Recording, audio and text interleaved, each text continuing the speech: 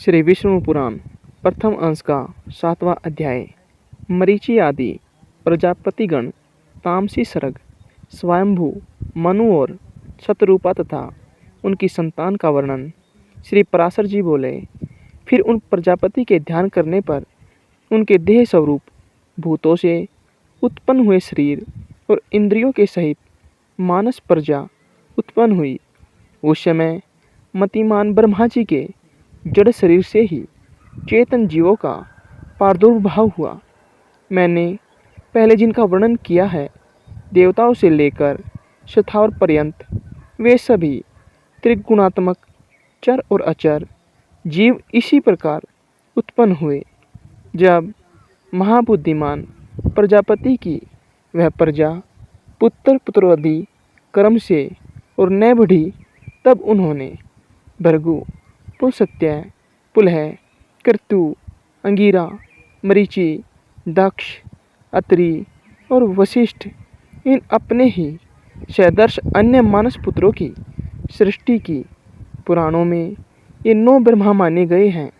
फिर ख्याति, भूति, संभूति, क्षमा, प्रीति, संति, ऊर्जा, अनसूया तथा प्रसूति इन 9 कन्याओं को उत्पन्न कर इन्हें उन महात्माओं को तुम इनकी पत्नी हो ऐसा कहकर सौंप दिया।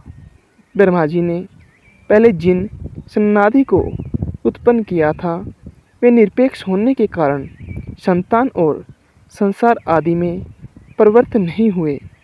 वे सभी ज्ञान संपन्न, विरक्त और मत्सरादि दोषों से रहित थे। उन महात्माओं को संसार रचना से ब्रह्मा जी त्रिलोकी को भस्म कर देने वाला महान क्रोध उत्पन्न हुआ। हे मुने, उन ब्रह्मा जी के क्रोध के कारण संपूर्ण त्रिलोकी ज्वालामालाओं से अत्यंत देदीप्यमान हो गई। उस समय उनकी टेढ़ी भरकुटी और क्रोध संतप्त ललाट से दोपहर के सूर्य के समान प्रकाशमान रुद्र की उत्पत्ति हुई। उसका अति प्रचंड शरीर आधा नर और आधा नारी रूप था। तब ब्रह्मा जी अपने शरीर का विभाग कर ऐसा कहकर अंतर्धान हो गए। ऐसा कहे जाने पर उस रुद्र ने अपने शरीर सत स्त्री और पुरुष दोनों भागों को अलग अलग कर दिया और फिर पुरुष भाग को 11 भागों में विभाजित किया तथा स्त्री भाग को सौम्य, क्रूर, शांत अशांत और श्याम गौर आदि कई रूपों में विभाजित कर दिया। तदंतर हे द्विज, अपने से उत्पन्न अपने ही स्वरूप स्वयंभू को ब्रह्मा जी ने प्रजा पालन के लिए प्रथम मनु बनाया। उन स्वयंभू मनु ने अपने ही साथ उत्पन्न हुई तप के कारण निष्पाप शतरूपा नाम की स्त्री को अपनी पत्नी रूप में ग्रहण किया।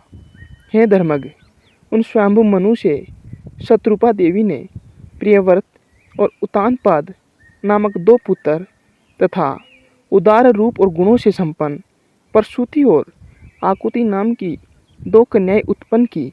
उनमें से प्रसूति को दक्ष के साथ तथा आकुति को रुचि प्रजापति के साथ विवाहित कर दिया। हे महाभाग, रुचि प्रजापति ने उसे ग्रहण कर लिया।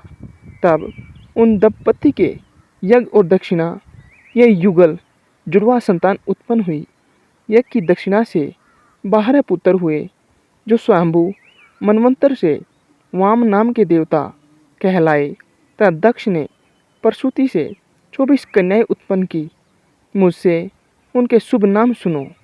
श्रद्धा, लक्ष्मी, धृति, तुष्टि, मेधा, पुष्टि, क्रिया, बुद्धि, लज्जा, वपु, शांति, सिद्धि और कीर्ति। इन दक्ष कन्याओं को धर्म ने पत्नी रूप में ग्रहण किया। इनसे छोटी शेष 11 कन्याएं ख्याति, सती, संभूति, स्मृति, प्रीति, क्षमा, संतति, अनसूया, ऊर्जा, स्वाहा और शवधा थी। हे मुनिवर, ख्याति को भृगु, सती को शिव, संभूति को मरीचि, स्मृति को अंगिरा, प्रीति को पुलस्त्य क्षमा को पुलह, संतति को कृतु, अनसुया को अतरी, ऊर्जा को वशिष्ठ, स्वाहा को अग्नि और श्रद्धा को पितरों ने ग्रहण किया। श्रद्धा से काम चला, लक्ष्मी से द्रप, धरती से नियम, तुष्टि से संतोष और पुष्टि से लोभ की उत्पत्ति हुई तथा मेधा से श्रुत, क्रिया से दंड, बुद्धि से बोध, लज्जा से विनय, वपु से व्यवसाय, शांति से क्षेम, सिद्धि से सुख और कीर्ति से यश का जन्म हुआ। यही धर्म के पुत्र है। रति ने काम से धर्म के पुत्र हर्ष को उत्पन्न किया। अधर्म की स्त्री हिंसा थी, उससे अनर्थ नामक पुत्र और निकृति नाम की कन्या उत्पन्न हुई। उन दोनों से भय और नरक नाम के पुत्र तथा उनकी पत्नियां माया और वेदना नाम की कन्याएं हुई। उनमें से माया ने समस्त प्राणियों का संहार करता मृत्यु नामक पुत्र उत्पन्न किया। वेदना ने भी रौरव नरक के द्वारा अपने पुत्र दुख को जन्म दिया और मृत्यु से व्याधि, जरा, शोक, तृष्णा और क्रोध की उत्पत्ति हुई। ये सब अधर्म रूप है और दुखोत्तर नाम से प्रसिद्ध है, क्योंकि इनसे परिणाम में दुख ही प्राप्त होता है। इनकी न कोई स्त्री है और न संतान। ये सब ऊर्ध्व रेता है।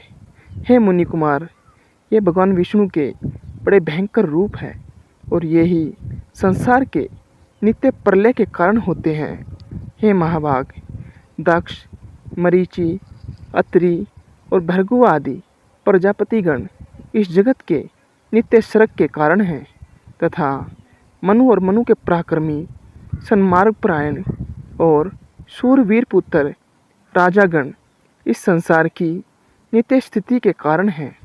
श्री मैत्रेय जी बोले, हे ब्रह्मन, आपने जो नित्य स्थिति, नित्य स्वर्ग और नित्य प्रलय का उल्लेख किया, सो कृपा करके मुझसे इनका स्वरूप वर्णन कीजिए। श्री पराशर जी बोले, जिनकी गति कहीं नहीं रुकती, वे अचिंतात्मा सर्वव्यापक भगवान मधुसूदन निरंतर इन मनु आदि रूपों से संसार की उत्पत्ति, स्थिति और नाश करते रहते हैं। हे द्विज, समस्त भूतों का 4 प्रकार का प्रलय है: नैमित्तिक, प्राकृतिक, आत्यंतिक और नित्य। उनमें से नैमित्तिक प्रलय ही ब्रह्मा प्रलय है, जिसमें जगत उत्पत्ति प्रलय में ब्रह्मांड प्रकृति में लीन हो जाता है। ज्ञान के द्वारा योगी का परमात्मा में लीन हो जाना आंतरिक प्रलय है और रात दिन जो भूतों का क्षय होता है वह नित्य प्रलय है। प्रकृति से महत्ववादी कर्म से जो सृष्टि होती है वह प्राकृतिक सृष्टि कहलाती है और अवान्तर प्रलय के अनंतर जो ब्रह्मा के द्वारा चराचर जगत की उत्पत्ति होती है वह दिन दिनी सृष्टि कही जाती है। हे मुनिश्रेष्ठ, जिसमें प्रतिदिन प्राणियों की उत्पत्ति होती रहती है, उसे पुराणार्थ में कुशल महानुभावों ने नित्य सृष्टि कहा है। इस प्रकार समस्त शरीर में स्थित भूत भावन भगवान विष्णु जगत की उत्पत्ति, स्थिति और प्रलय करते रहते हैं। हे मित्र, सृष्टि, स्थिति और विनाश की इन वैष्णवी शक्तियों का समस्त शरीरों में समान भाव से अहर्निश संचार होता रहता है। ए ब्राह्मण, ये तीनों महती शक्तियाँ त्रिगुणमयी है। अतः जो उन तीनों गुणों का अतिक्रमण कर जाता है वह परम पद को ही प्राप्त कर लेता है, फिर जन्म मरण आदि के चक्कर में नहीं पड़ता। यहाँ विष्णु पुराण का प्रथम अंश का 7वां अध्याय समाप्त होता है।